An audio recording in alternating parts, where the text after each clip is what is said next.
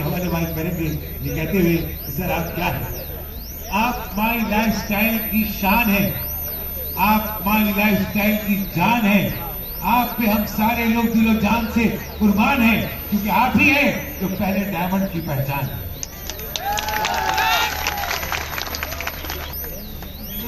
नमस्कार। नमस्कार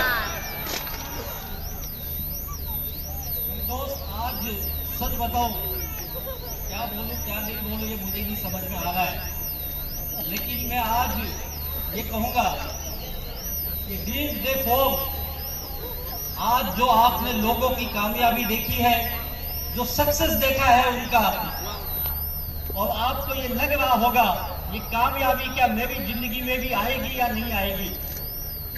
कई लोग बड़े आश्चर्य से देख रहे थे कि यार ये लोग इतनी बड़ी बड़ी गाड़ियां लेके आ रहे हैं और ये इतना बड़ा जश्न मना रहे हैं, ये सच में क्या काम कर रहे हैं माई लाइफस्टाइल के लोग।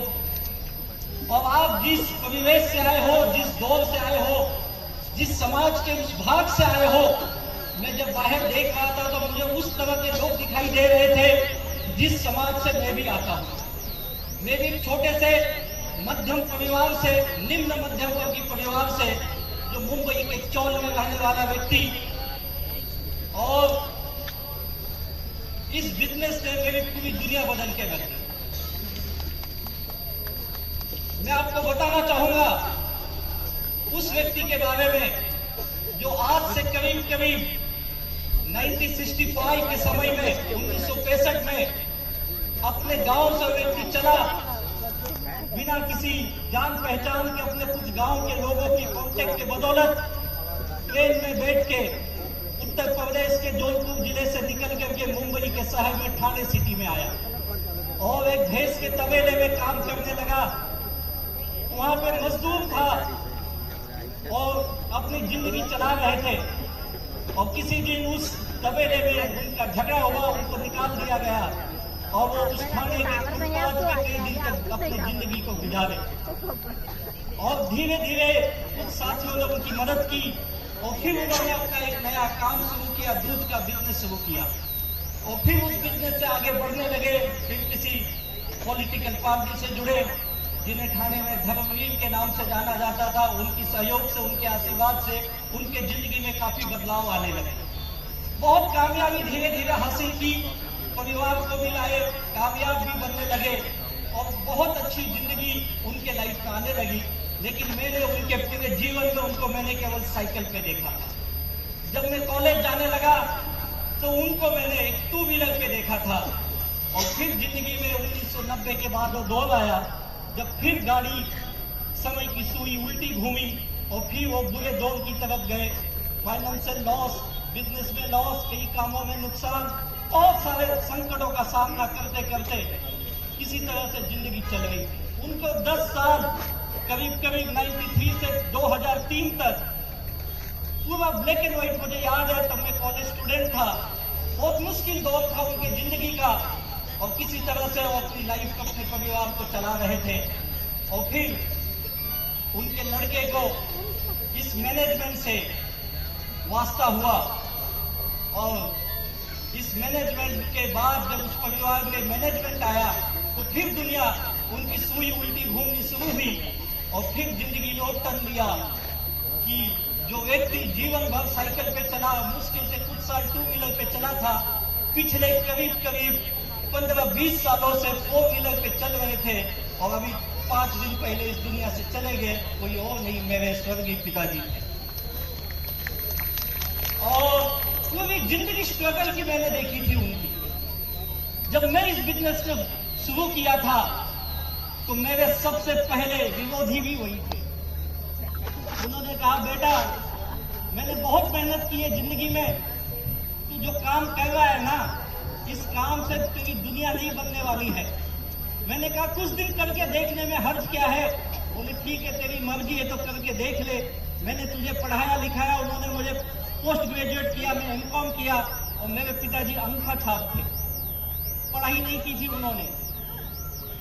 और फिर मैं जब एक नेटवर्क इंडस्ट्री से जुड़ा, पहली बार मैं बुरी तरह से मार खाया, मुंह के बल गिरा और मैं फेल रहा।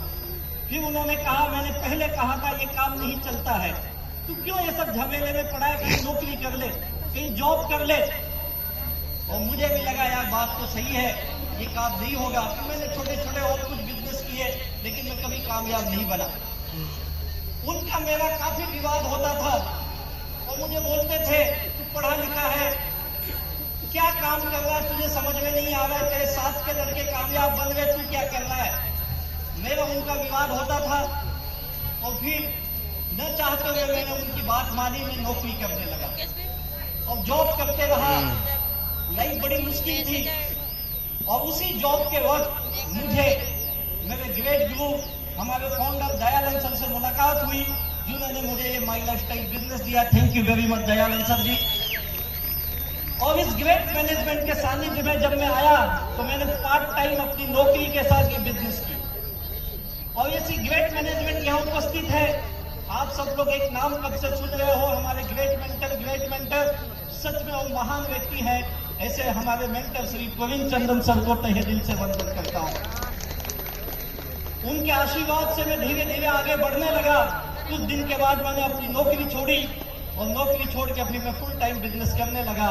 और जब कामयाबी मिली तो पिछले 20 साल से मेरे पिताजी जहां कहीं जाते थे, किसी के शादी में गए, किसी के पूजे में गए, कोई रिश्तेदार आया, हर किसी को एक ही चीज बोलते थे, अगर मैं इस धरती पे जन्म लूं तो मेरे घर में लड़का आएगा तो राजेश जैसा ही आना चाहिए। और तब मैं उनको बोलता था, पिताजी उसके साथ माई लाइफस्टाइल भी उसकी जिंदगी में आनी चाहिए। मेरे दोस्त, आज मैं यहाँ पे शायद ऐसे लग रहा है कि वो यहीं कहीं होंगे। आपने जिस परिवार से आप आते हो, मुझे पता है बड़े मुश्किल हालात से यहाँ तक पहुंचे होंगे। कई लोग तो शायद आज दिन में शायद पानी भी नसीब हुआ या नहीं, पता नहीं। दूर दूर से आप आए हो, जिस हालात में भी आए हो आप, लेकिन एक चीज सोच लीजिए, आप इस पूरे विश्व के सबसे खूबसूरत, सबसे इथिकल बिजनेस की जगह पे आए हो, जिसका नाम है एमआई लाइफस्टाइल। आज आप सक्सेस की लाइन देखिए, यहाँ पे गाड़ियों की लाइन, मेरी भी गाड़ी बाहर खड़ी है 1.5 करोड़ की पोर्शे काइने। आज आपको लगता होगा इनकी गाड़ियां आ गई, मेरी कब आएगी, ये करोड़ों कमा लिए, मैं कब कमाऊंगा, ये लाखों कमा लिए, मैं कब कमाऊंगा। मेरे भाई, आज तो इनकी गाड़ी देख के आश्चर्यचकित हो रहा है, लेकिन ये सिक्के की एक बाजू है। इनकी सक्सेस तो देख रहा है, सिक्के की दूसरी बाजू देख, जो आपके घरों में हो रहा है। जैसे मेरे पिताजी ने स्ट्रगल किया, वैसे आपके घर के लोग भी स्ट्रगल करते होंगे। आपके माँ बाप भी उसी दौर से गुजर रहे होंगे या आप भी उसी दौर से गुजर रहे होंगे। लेकिन इनकी जो गाड़ियां आपने देखी है, ये कामयाबी के एक पहलू है। दूसरी पहलू ये है, ये भी उसी दौर से गुजर के आए हैं। ये जितने अचीवर आए हैं, 90% लोगों की लाइफ में इसके पहले कोई फोर व्हीलर नहीं थी भैया। बस इस बिजनेस पे उन्होंने विश्वास किया, और विश्वास ही नहीं किया, इस बिजनेस पे श्रद्धा रखी, श्रद्धा। और वही श्रद्धा उनको मेहनत करने को लगाई, दिन रात